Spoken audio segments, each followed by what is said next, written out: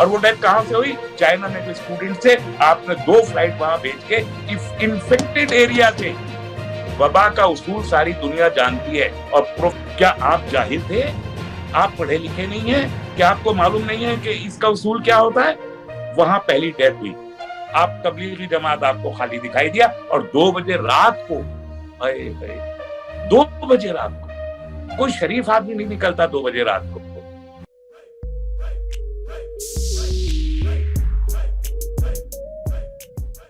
मेरा सबसे बड़ा कंसर्न यह है कि मैं पॉलिटिक्स से ज्यादा, उससे पहले मैं बेसिकली एक फिजिशियन हूँ, एक तबीब हूँ, और ये एक मर्ज है, एक वबा है, और ये वबा क्यों है, कैसे है, कहाँ से आई है, और कितना इसका फ्यूचर क्या है और इसका प्रेजेंट क्या है, कम से कम इसका डाइसेक्शन करने का मौका मुझे मिलना चाहिए।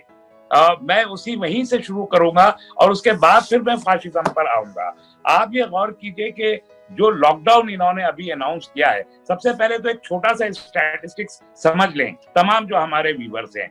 आज की तारीख में दुनिया की कुल आबादी 765 करोड़ लोगों पर मुश्तमिल है।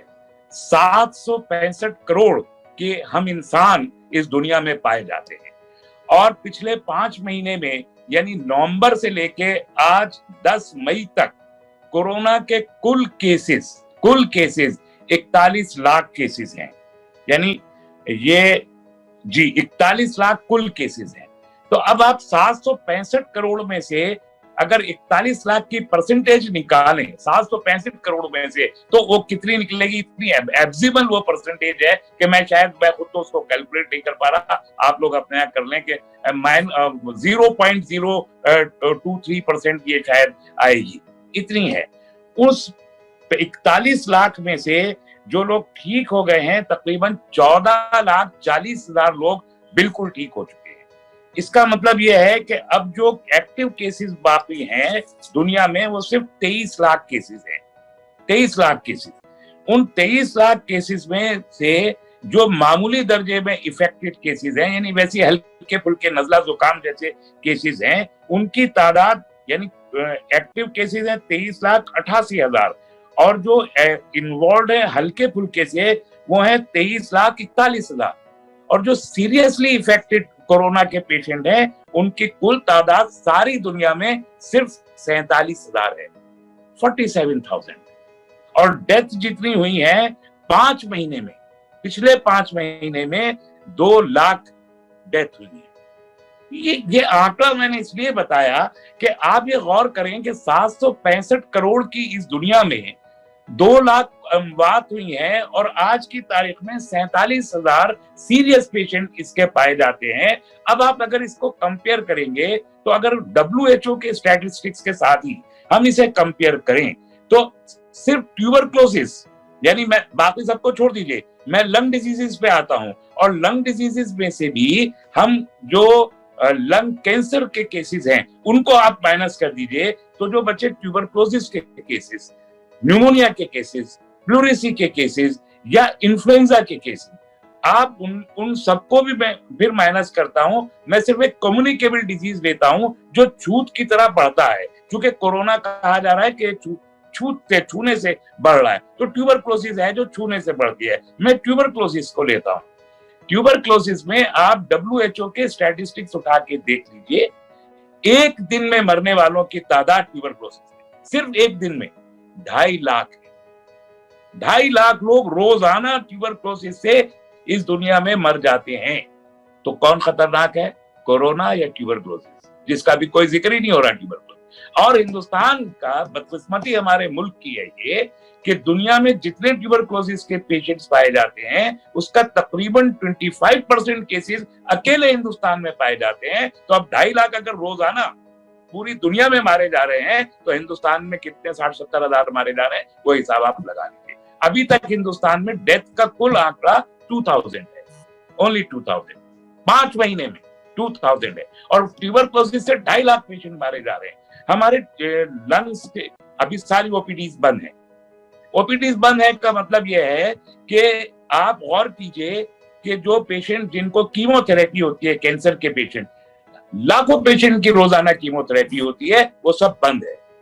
लाखों पेशेंट का रोजाना डायलिसिस होता है जो किडनी पेशेंट है वो बंद है। उनमें से कितने पेशेंट हमारे मारे गए अभी तक, उसका कोई स्टैटिस्टिक्स हमारे पास हिंदुस्तान की सतह पे कुछ भी अवेलेबल नहीं है।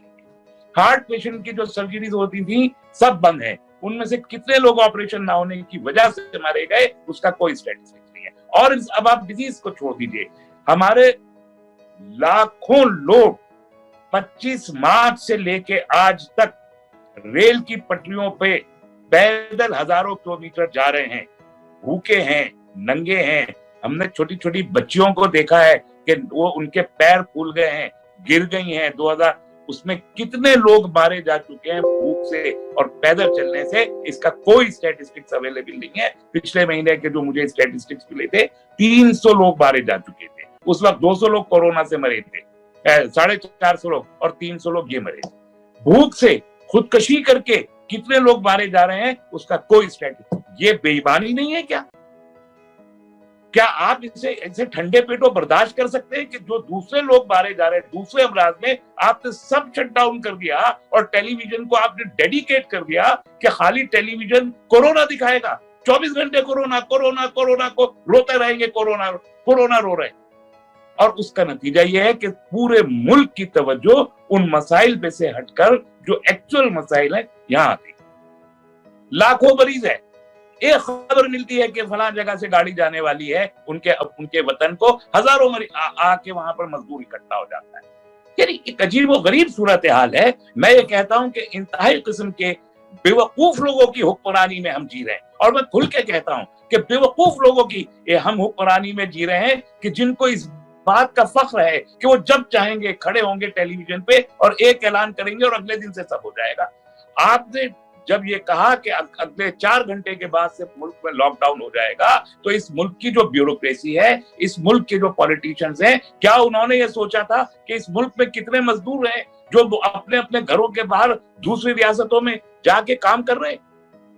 आज की तारीख में कम से कम 50 लाख मजदूर दूसरी जगहों पर जाकर वो मेहनत मजदूरी करता है। 50 लाख मजदूर, उसमें से 29 लाख मजदूर सिर्फ अकेले बिहार से है। आपने लॉकडाउन कर दिया। वो महाराष्ट्र में जाइए, दिल्ली में जाइए, ये जो बड़े शहर हैं इनमें ये मजदूर किस हाल में जीते हैं। एक मजदूर एक कमरा लेता है, छोटा सा मकान किराए पे लेता है, उसमें 10, 15, 20 आदमी रहते हैं। उसमें से 4-5 आदमी दिन में ड्यूटी करते हैं, 5-6 आदमी रात को ड्यूटी करते हैं। रात वाले दिन में उसी मकान में आके सोते हैं, दिन वाले रात को जाके सोते हैं। इस तरीके से वो जीते हैं। अब फैक्ट्री बंद है, इंडस्ट्री बंद है, वो आके वहीं पे सो रहा है। अब ये जो मजदूर है, जो अब वहां उसकी इंडस्ट्री बंद है, सब 20 के 20 वहां है, राशन मिल नहीं रहा है, मजदूरी मिल नहीं रही है, अपने घर जा नहीं सकता। अरे भाई, अपने घर वो चला जाता तो घर जाके जो भी वहां से आलू खोद के खा लेता, अपने परिवार के बीच होता, टेंशन ना होती, फ्रस्ट्रेशन ना होती। इसे प्लान कौन करेगा? इसे प्लान करेगी ब्यूरोक्रेसी। जब आप ऐलान कर रहे हैं कि अब 4 घंटे के बाद लॉकडाउन हो जाएगा, उससे पहले आपके ऊपर यह फर्ज था कि आप उस ब्यूरोक्रेसी के जरिए एक प्लान बनाते, शेड्यूल बनाते, उनके घरों पे भेजते, उनके टेस्ट करते। कुछ नहीं किया। आपने मुल्क को अनारकी में झोंक दिया।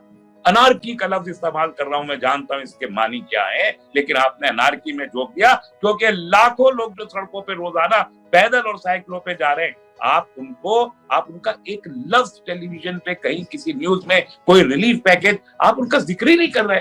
आप उनके बारे में बात ही नहीं कर रहे कि जैसे वो इंसान ही नहीं है, जैसे वो इस मुल्क के शहरी नहीं है। मैं कहता हूं फाशिज्म का एक रुख ये भी है। और अब जब से आपने ट्रेन चलानी शुरू की है, हमको मालूम है रोजाना झूठ बोला जाता है टेलीविजन पे और अखबारों में कि हम फ्री भेज रहे हैं सबको। किसी को फ्री नहीं भेजा गया, किसी को फ्री नहीं भेजा गया। 2-2 दिन ट्रेन पहुंच रही है, भूखे प्यासे छोटे छोटे बच्चे, एक बूंद पानी की और दूध की मैसर नहीं आती 2-2 दिन तक, और उसके बाद जाके उनको क्वारंटाइन सेंटर में भेजा जाता है। और वो क्वारंटाइन सेंटर जेलों से ज्यादा बदतर है। हमारे पास जो रिपोर्ट्स आई, मेरे पास वीडियो मौजूद है, मैं दिखा सकता हूँ, वो जेलों से ज्यादा बदतर है। और उसके बाद आप उस पर राजनीति करते हैं। आप कहते हैं कि सारे देश को अब राजनीति नहीं करनी चाहिए, देश को आके और इकट्ठा होके लड़ना है, कोरोना से लड़ना है, हम सब मिल के लड़ेंगे, भारत जीतेगा। ओके भैया, लड़ रहे, जीत लेंगे, लेकिन तुम्हारे होते हुए हम नहीं जीत सकते, ये जानते हैं। ये सरकार के होते हुए हम नहीं जीत सकते। सरकार के होते हुए ये देश को नुकसान पहुंचाएंगे, क्योंकि सरकार जिम्मेदार है। इस मुल्क में कोरोना नहीं था, बिल्कुल नहीं था। मैं सीधे सीधे कहता हूं कि कोरोना को इंपोर्ट किया है इस जालिम सरकार ने, जो नंगे इंसानियत सरकार यहां बैठी हुई है, इसने कोरोना को इंपोर्ट किया है। 54,000 लोगों को नवंबर में कोरोना मालूम हो गया था। 30 यहाँ हमारे मुल्क में जनवरी में पहली डेथ हो गई, जो केरल में डेथ हुई। और वो डेथ कहां से हुई? चाइना में जो स्टूडेंट थे, आपने 2 फ्लाइट वहां भेज के इन्फेक्टेड एरिया से। वबा का उसूल सारी दुनिया जानती है, और प्रोफेट मोहम्मद सल्लल्लाहु अलैहि वसल्लम ने वो बताया कि जहां वबा है वहां के लोग सेहतमंद इलाके में ना आए, और सेहतमंद इलाके के लोग वबाई इलाकों में नहीं जाए। और इस उसूल को WHO ने भी मानता है। इसके बावजूद जब वुहान में वबा फैल चुकी थी, चीन में वबा थी, आप चीन से जाके स्टूडेंट्स को लेकर आए हिंदुस्तान में और चुपचाप उनको अपने घर पहुंचा दिया, कोई क्वारंटाइन नहीं किया। क्यों? क्या आप जाहिल थे? आप पढ़े लिखे नहीं है? क्या आपको मालूम नहीं है कि इसका उसूल क्या होता है? वहां पहली डेथ हुई। उसके बाद 30 जनवरी को यूनाइटेड नेशंस में WHO ने कोरोना को हेल्थ इमरजेंसी डिक्लेयर कर दिया। 30 जनवरी से लेकर मार्च तक 54,000 गैर मुल्की हमारे हिंदुस्तानी लोग इस मुल्क में आए। वो कहते हमने स्क्रीनिंग की। क्या स्क्रीनिंग की थी? थर्मल स्क्रीनिंग कर रहे थे आप। वो कोरोना टेस्ट नहीं होता है उसको। आप 54,000। पंजाब के हेल्थ मिनिस्टर ने सेंटर की हेल्थ मिनिस्ट्री को लिखा, 90,000 NRIs आके पंजाब में छुपे हुए थे। जनवरी और फरवरी के महीने में 3 महीने के अंदर वो 90,000 आए। आपने उनको कुछ नहीं कहा। आपको जब मौका दिखाई दिया कि अब ये तो बढ़ने वाला है और गवर्नमेंट नाकाम हो गई, गवर्नमेंट की जो पॉलिसीज थी वो फेल्ड पॉलिसीज थी कोरोना के लिए, जो भी मैं तो उसको आज तक किसी WHO के पैरामीटर के मुताबिक मैं इसे एपिडेमिक नहीं मानता, मैं इसे पेंडेमिक भी नहीं मानता। आप 168 मुल्कों में, अगर आप कहते हैं 168 मुल्कों में अगर एक मुल्क में एक पेशेंट भी है तो आपने उसको भी कंसीडर करके 168 की तादाद, मैं उसे ना पेंडेमिक मानता हूं ना एपिडेमिक मानता हूं, क्योंकि जो लेट डाउन प्रिंसिपल्स हैं उसके मुताबिक ये तादाद पूरी नहीं है। लेकिन आपने जो भी कुछ है, आपने इसको जिस अंदाज से मैनेज किया, दैट वाज स्क्वायरली रॉन्ग, बिल्कुल गलत एक तरीका था। इसके बाद जब आपको लगा कि अभी तो कल सवाल उठ जाएंगे, तो आप फौरन अजीत डोभाल साहब तबलीगी जमात के मरकज में पहुंच गए, जहां 2,500 तबलीगी लोग मौजूद थे। अरे भाई, उससे पहले वहां वैष्णो देवी में भी 400 लोग मौजूद थे। अभी आपने देख लिया कि औरंगाबाद के जो चर्च था, वो जो हमारा ये गुरुद्वारे में 4,000 लोग वहां मौजूद थे, उस दूसरी जगहों पर मौजूद थे। 25 तारीख को जा रहे थे हमारे चीफ मिनिस्टर, जाके वहां करिया है वो स्थानांतरण करिया है मूर्ति का अयोध्या में। क्या नहीं हुआ? आपने मध्य प्रदेश की सरकार उसी जमाने में गिराई, सारे के सारे लोग वहां मौजूद थे। लोकसभा का सेशन चलता रहा, राज्यसभा का सेशन चलता रहा, ठीक उसी जमाने में आपको कुछ दिखाई नहीं दिया। आप तबलीगी जमात आपको खाली दिखाई दिया। और 2 बजे रात को, 2 बजे रात को कोई शरीफ आदमी नहीं निकलता 2 बजे रात को, जब तक कोई खास बात ना हो। अजीत डोभाल जी निकले और मौलवी साहब के पास पहुंच गए। पता नहीं आज तक हम पूछते पूछते थक गए, हलक फूक गए हमारे कि भाई क्यों गए थे आप, स्टेटमेंट दीजिए जनरल। कोई स्टेटमेंट नहीं है। और उसके बाद से झूठी तमाम फेक वीडियो चला के वो कोरोना जिसका जवाब आप दे नहीं पा रहे थे, आपने पूरा का पूरा उठा के मंड दिया तबलीगी जमात के सिर पे, और फिर अपने बिकाऊ तमाम चैनल्स को तबलीगी जमात के सिर पे लगा दिया। अरे भाई, वो खत्म होना था, बात खत्म हो गया। तबलीगी जमात के 25,000 लोगों को आपने टेस्ट कर लिया, 97% तबलीगी जमात के लोगों का कोरोना नेगेटिव है, और वो अपने घर पहुंच गए। अब जो ये शराब खाने खोले हैं आपने, 70% टैक्स लगाया, कारोबार आपने बंद कर दिए, मजदूरों को नौकरी नहीं मिल रही, उनको माहाना तनख्वाह नहीं मिल रही, किराएदार किराया नहीं दे रहे। दिल्ली की सरकार कह रही है 3,500 करोड़ में से सिर्फ 300 करोड़ का रिवेन्यू आया है। तो आपने शराब खोल के 70% टैक्स उसके ऊपर लगा दिया। पेट्रोल, सारी दुनिया में पेट्रोल मुफ्त में मिल रहा है, तकरीबन मुफ्त में अवेलेबल है इस वक्त। जो सूरत हाल है कि जितनी पाइपलाइन है सब पेट्रोल सप्लाई की दुनिया भर में, सब चौक हुई पड़ी है, भरी पड़ी है। सारे टैंकर जितने अवेलेबल हो सकते हैं तेल के, सारे वेसल्स भरे पड़े, जगह नहीं है तेल रखने की। इतना ज्यादा तेल है और कीमत उसकी $5-7 पे आ गई है, ऑलमोस्ट माइनस में जा रही है। दुनिया ने तेल के रेट कम कर दिए। पाकिस्तान को आप रोजाना गाली देते हैं, ठीक है भाई, वो दुश्मन मुल्क आपने करार दे रखा है, वो सही। 42 रुपए उनके यहाँ डीजल पे कम हुआ, 1 लीटर पे 42 रुपया कम किया उन्होंने, आपने बढ़ा दिए। पेट्रोल के दाम भी बढ़ा दिए, क्यों बढ़ाए आपने? वेट लगा दिया, क्यों बढ़ाया आपने? सरकार का खजाना कम हो रहा है, उसको जो है जो नेशनल इकोनॉमी उसको इंप्रूव करने के लिए आप टैक्स बढ़ा रहे हैं। अरे भाई, आप किससे ले रहे हैं आखिरकार ये टैक्स? वो जो भूखा नंगा बैठा हुआ है, जिसके पास खाने को है ही नहीं, आप रोटी नहीं है, आप उससे पेट्रोल का पैसा ले रहे हैं। वो जो शराब लेने जा रहा है उसमें 70% आपने बढ़ा दिया। इसका मतलब यह है कि आपकी मेंटालिटी है। एक जमाने में हम सुना करते थे, मैं कोई कास्टेस्ट आदमी नहीं हूं, लेकिन एक मिसाल है, एक महाजनी एक शब्द हुआ करता था, जो महाजन सूद दर सूद लेके चमड़ी उधेड़ दिया करता था, जिसको कर्ज दिया करता। ये सरकार वो महाजनी सरकार है जो चमड़ी उधेड़ना चाहती है लोगों की, और अपनी उस खता को छुपाने के लिए कम्युनल एजेंडा, कम्युनल कार्ड खेलती है, जो उसने उस तबलीगी जमात के नाम से वो कम्युनल कार्ड खेल के पूरे मुल्क में विश्व हिंदू परिषद के झंडे लगे सब्जी के ठेलों पे, और कहा कि मुसलमानों से मत लो, थूक के दिया जाता है। अरे भाई, वो साबित हो गया कि ये तो वीडियो फेक था। फेक वीडियो के बावजूद भी आप टेलीविजन पे मुस्तकिल उसको चलाते रहे, अभी तक भी उसको चलाया जा रहा है कि वो थूक के दे रहे। क्यों करना चाहते हैं आप? मैं ये नहीं मान सकता कि आपको इस बात का अंदाजा नहीं है कि इस लॉकडाउन के नतीजे में, जो अभी आप कंटिन्यू और करेंगे, मुल्क की इकोनॉमी लॉकडाउन से पहले 4% थी, जो जीडीपी है 4% था। अब लॉकडाउन हुआ, खुद आरबीआई ये कह रहा है जितने हमारे रिजर्व फंड थे आरबीआई में, सब छीन लिए गए।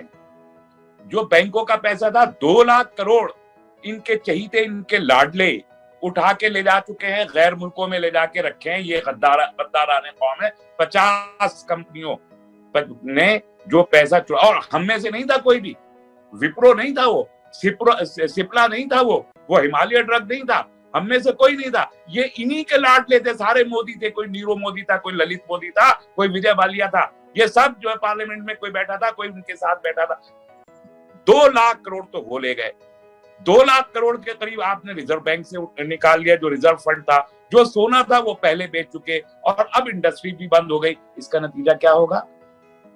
हमारी जो जीडीपी है दिसंबर के महीने तक -1/2 में होने जा रही है। -1/2 का मतलब ये हुआ जीडीपी का कि मुल्क में लूटमार मची, और उसके बहुत सारे एजेंसीज हैं जो ये ऐलान कर रही हैं कि मुल्क में लूटमार मचने वाली। तो क्या इस सरकार नहीं जानती कि मुल्क में लूटमार मचेगी, अफरा तफरी मचेगी, अनारकी आने वाली है? तो ये आप क्यों कर रहे हैं? आपको भी मालूम है। ऐसा नहीं है कि हमारी सरकार में जो ब्यूरोक्रेसी बैठी है उसको मालूम नहीं। सीधी सी बात है, आप चाहते अनारकी प्रमोट हो, आप यही फाशिज्म है। फाशिज्म अनारकी के बगैर पनप नहीं सकता। जब तक खाना जंगी ना हो, जब तक सिविल वॉर की सिचुएशन ना हो, जब तक लूटमार ना मचे, तब तक फाशिज्म नहीं पनपता। आप उठा के फाशिज्म की जो पहली मिसाल जर्मनी, उसको देख लीजिए, उन्होंने यही सब कुछ किया है। और मैं कहता हूं, मैंने पिछले दिनों भी कहा है, 1933 से 45 का जमाना ये नहीं है। मोदी सरकार पे बात समझ लेनी चाहिए। ये 1933 और 45 के बीच का जमाना नहीं है, ये 2020 है। यहाँ फैक्टर्स दूसरे भी बहुत सारे अवेलेबल है। तो ये वो तजुर्बा करने की अगर कोशिश कर रहे हैं तो ये मुंह की खाएंगे, ये नाकाम होंगे। मुझे इस बात का यकीन है कि कामयाब अभी भी हम ही होने वाले हैं। ये मुल्क को तोड़ने की कोशिश करो, हमको मालूम है कि मुल्क तोड़ना चाहते हैं, लेकिन जोड़ने वाले हम यहाँ मौजूद है। हम ये साफ कहना चाहते हैं कि इस अनारकी को आप अभी भी अगले 15-20 दिन, महीना बहुत क्रूशल है इस मुल्क के लिए। जहां कोरोना के केसेस बढ़ेंगे, कोरोना के केसेस बढ़ने के बाद ये पूरी कोशिश, ये जितना कुछ किया जा रहा है, आप सुन सुन के परेशान होते हैं कि घरों में घुस के पुलिस मार रही है, औरतों को मार रही है, रोजेदार औरतों को, प्रेग्नेंट औरतों पे डंडे मारे हैं, उनके मर्दों को उठा के खींच के बाहर लाए हैं, उन पे केसेस लगाए जा रहे हैं झूठे। जो हमारे पूरा का पूरा ये जो सीए और एनआरसी के केसेस का जो एक मूवमेंट, डेमोक्रेटिक मूवमेंट चल रहा था, पीसफुल साइलेंट मूवमेंट चल रहा था, आज पूरे मुल्क में तकरीबन 41,000 लोगों को, जो एक्टिविस्ट थे, उनको गिरफ्तार किया गया है।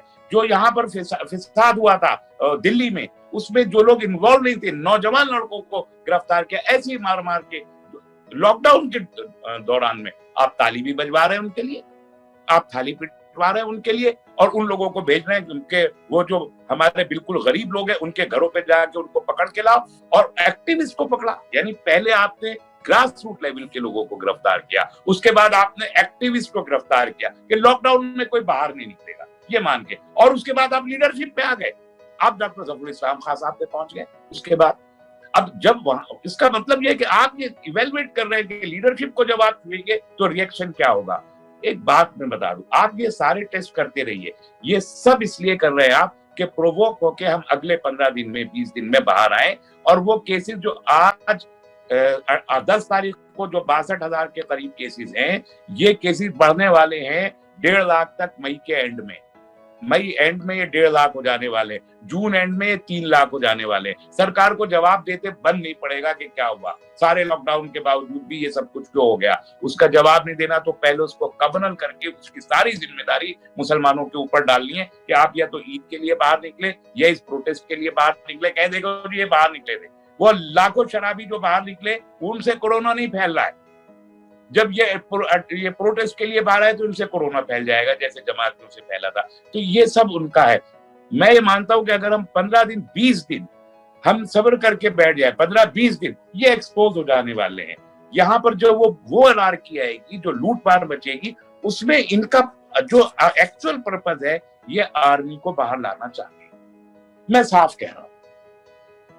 और मुझे मेरा अपना इवेल्युएशन ये है, एनालिसिस ये है कि ये अनार्की प्रमोट करके आर्मी का सहारा लेना चाहते हैं, आर्मी को डिप्यूट करना चाहते हैं। अभी भी आपको अगर याद हो तो परसों अहमदाबाद में इन्होंने थोड़ी देर के लिए अहमदाबाद सिटी को आर्मी के हवाले किया था। ये वो आर्मी को लाएंगे और आर्मी के जरिए एक पर्टिकुलर एजेंडा को ला के तमाम जो एक्टिविस्ट दूसरे क्लास है उन सबको, चाहे वो गौतम नौलखा हो, वो ना राजरतन महफूज हैं, न शेखांग महफूज है, न तस्लीम रहमानी मौजूद है, न सज्जाद नुमानी साहब महफूज है। उसके बाद ये लाने के बाद और इंडेफिनिट पीरियड के लिए ये डेमोक्रेसी को कर्टेल कर देना चाहिए, एक इंडेफिनिट।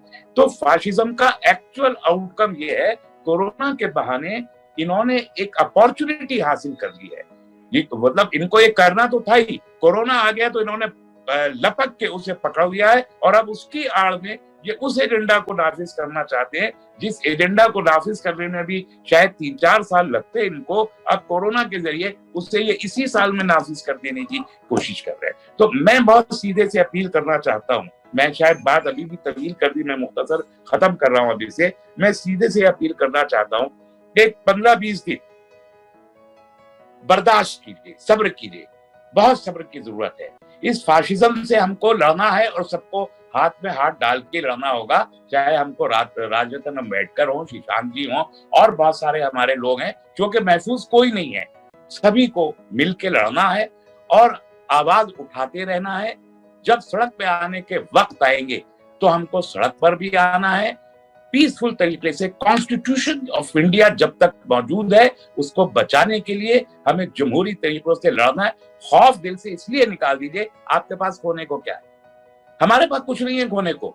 ये सोशल बाइकआउट अगर करना चाहते हैं, ये बहुत ही मामूली से छोटे से लोग हैं। अभी कल गुड़गांव की फैक्ट्रियों ने मुसलमानों को फोन कर करके बुलाया कि भाई साहब आइए कुछ काम करना शुरू कीजिए। लेकिन मैं इसके बावजूद कहता हूँ सोशल बाइकआउट करना है, कीजिए, शौक से कीजिए। आप जाइए, कहिए कि इंडस्ट्रियल लेबरर हमको मुसलमान नहीं चाहिए। आप कह दीजिए कि कंस्ट्रक्टर लेबरर हमको मुसलमान नहीं चाहिए। मैं सीधे कहता हूँ, अजीम प्रेम जी के विप्रो से लेके नीचे के मजदूर तक अगर जुर्रत है तुम्हारे अंदर, असल बाप की तुम औलाद हो, तो जाओ हमारा बाइकआउट करो बाइकआउट। हम देखते हैं कि इंडिया की जो जीडीपी हमने दी थी, 37% जीडीपी जो हमने दी थी, मैं फख्र से कहता हूं, उस जीडीपी को जो आज तुम्हारे हाथों से -1/2 पे आने जा रही है अगले 4-6 महीने के अंदर, हमारा बाइकआउट करने के बाद तुम उस जीडीपी को अगर 37% पे ला सकते हो तो मैं खुला चैलेंज देता हूं कि हमारा बाइकआउट करो और लाओ।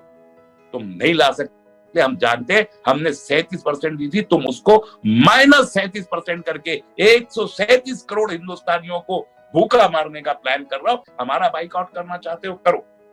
हमारे बाइकआउट का नतीजा ये होगा कि हम अपने गेटोज में बैठ के अपनी जो स्किल है हम उसको वही डेवलप करके खड़े हुए, हमारे लिए अपॉर्चुनिटी होगी, क्योंकि हमारे पास होने को कुछ नहीं है। किससे डरना? मौत आनी है, मौत से तो डर नहीं होना चाहिए। जेल अगर जाना है, ऐसे ही उठा के ले जाना है, हम खुद चले जाएंगे जेल, चलिए बताइए कितनी जेलें हैं, हम चले जाएंगे। मरना तो है, तो जब मरना है तो फिर इज्जत के साथ मरना है, फिर अपने हक के साथ लड़ना है, आजादी के साथ लड़ना है, इस्लाम के साथ लड़ना है, ईमान के साथ जीना है, और उसके साथ उसी के साथ मरना है, उस उम्मीद के साथ। अगर आप जिंदा हैं और कानून को मानते हुए अपना काम करते, कोई अमित शाह, कोई मोदी इस मुल्क में पैदा नहीं हुआ जो आपके जज्बात को रोक सके, इस मुल्क की जमहूरियत को खत्म कर सके। 50 कोरोना आएंगे, 50 चले जाएंगे, लेकिन जमहूरियत बाकी रहेगी अगर आपके जज्बात जिंदा है, आपका एहसास जिंदा है, आपका ईमान जिंदा है। मैं फिर आपसे ये दरख्वास्त करता हूँ, रमजान का महीना है, आप सबके रोजे हैं, अल्लाह ताला सुनता है। तहज्जुद के वक्त में चौथे आसमान पे आके दुआएं कबूल होती है। बहुत रो के गिड़गिड़ा के अल्लाह ताला के हुजूर में दुआ कीजिए कि अल्लाह को और इस पूरी इंसानियत को और इस पूरे मुल्क को, एक एक इंसान को, एक एक मजदूर को, एक एक परेशान हाल को अपनी रहमत से हमको अपने लिए कबूल कर ले, हमें अपनी राह की तरफ मोड़ दे। जो खामियां कमियां हमारे अंदर हैं, जो दीन से दूरी हमारे अंदर पैदा हुई है, जो कुरान से दूरी हमारे अंदर पैदा हुई है, या अल्लाह हमको उस तरफ राग़िब दोबारा कर दे, हमें मोड़ के अपने रास्ते की तरफ लिया, और जो जुल्म हमारे ऊपर बपा किए जा रहे हैं उस जुल्म का खात्मा कर दे, और उस जालिम को भी, अगर जालिम को खत्म नहीं करता तो जालिम को तौफीक दे दे कि अपने जुल्म से बाज आ जाए, और ये हमारा मुल्क जो जन्नत निशान था, जो सोने की चिड़िया था, एक बार फिर ये जन्नत निशान और सोने की चिड़िया बने। और सारी दुनिया में जो लोग भी जहाँ किसी जंग की हालत में है, किसी सियासी इस्तबदाद की हालत में है, किसी परेशानी की हालत में है, या अल्लाह इस दुनिया को एक मर्तबा फिर गहवारा अमन बना दे, या हमें वो कुव्वत दे कि हम तेरे हक, तेरे नाम के लिए, तेरे दीन के लिए, इंसानियत के लिए और इंसाफ के लिए और अमन व अमान के लिए हमें वो जुर्रत अता कर कि हम अपनी काबिशें तेरे बताए हुए तरीके के मुताबिक कर सके और दुनिया एक बार फिर गहवारा अमन बन सके। शुक्रिया, अस्सलाम।